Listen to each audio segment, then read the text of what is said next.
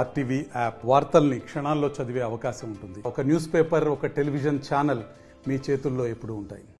భారత కోకిల, భారత మహిళా శక్తిని మహిళలకు పంచినటువంటి సరోజినీ నాయుడు గారి జయంతిని పురస్కరించుకొని ఫిబ్రవరి 13న 1975 నుంచి మన భారతదేశంలో జాతీయ మహిళా దినోత్సవాన్ని ప్రతి నగరంలో, ప్రతి పల్లెలో, పట్టణంలో జరుపుకోవడం జరుగుతుంది.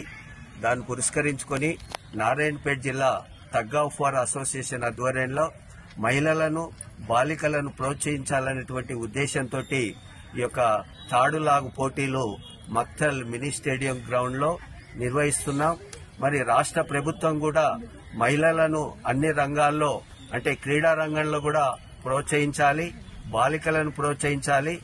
మన రాష్ట్రం మరి జాతీయ స్థాయి క్రీడల్లో చాలా వెనుకబడి ఉన్నది. భారతదేశం ప్రపంచ ఒలింపిక్లో మరి క్రీడా రంగానికి సరైనటువంటి ప్రోత్సాహం లేనందువలన మరి పథకాలు సాధించలేకపోతున్నారు.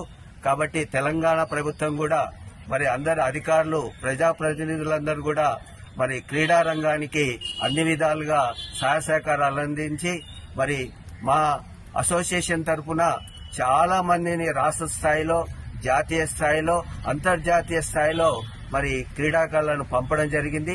జాతీయ మహిళా దినోత్సవ సందర్భంగా రిటైర్మెంట్ గోపాలం సార్ గారు మాకెన్నో తగ్ ఆఫ్ వార్ పోటీలు నిర్వహించారు.